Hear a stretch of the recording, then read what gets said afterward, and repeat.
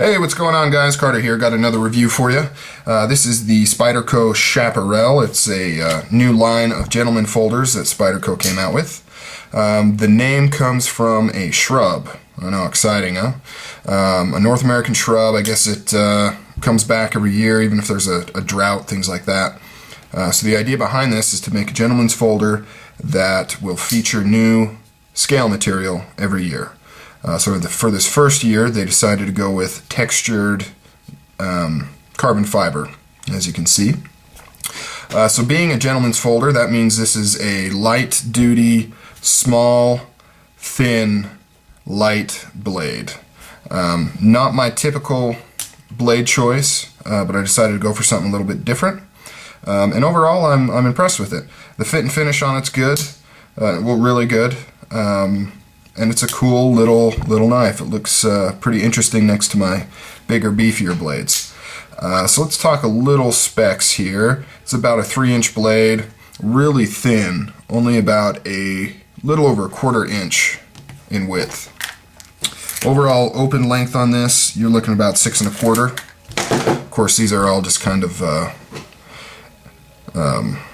not precise measurements, just relative. It features a full flat grind, leaf-shaped blade, CPM S30B. It is made in Taiwan. The steel, of course, is made here in the US, and I believe the hardware, and then everything shipped over to Taiwan, where it's assembled in Taichung, Taiwan. The fit and finish on here is really good. I think I mentioned that before. The centering is not perfect, but it's definitely okay. I would like that to be a little bit more centered, but I'm not losing any sleep over it. Overall, it fits really well in the hands for such a small little blade. It features a choil, and it really reminds me of the Mannix, just how that feels in your hand. You can really just wrap around, get up on that choil, and do some nice fine cutting, or kind of come back on it like this. It doesn't quite fill up the hand as well back here, but I think this is the most comfortable position for it. Like I mentioned before, the carbon fiber is textured, so you can feel the kind of how it's woven. It's not been polished and ground down, so I really like that. That's really nice. It is a lock back, as you can see there, so you can do single hand open and close just by kind of flipping it around like that. The pocket clip is reversible for right and left hand carry, tip up, and as you can see, everything is the same on both sides, so it is completely ambidextrous. You flip that pocket clip around, you would not know the difference. It's the exact same.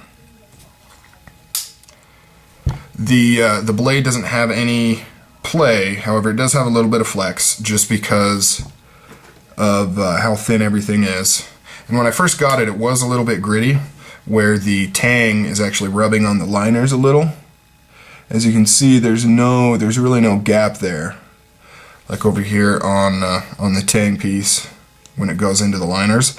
But with some cleaning, that went away. As you can see, nice and smooth. Now, one of the most impressive things about this knife is the weight. 2.5 ounces. That is super light. And it's pretty amazing they were able to do that, because it does have steel liners and a steel backspacer with the lockback mechanism here. So being able to pull that weight out is really impressive.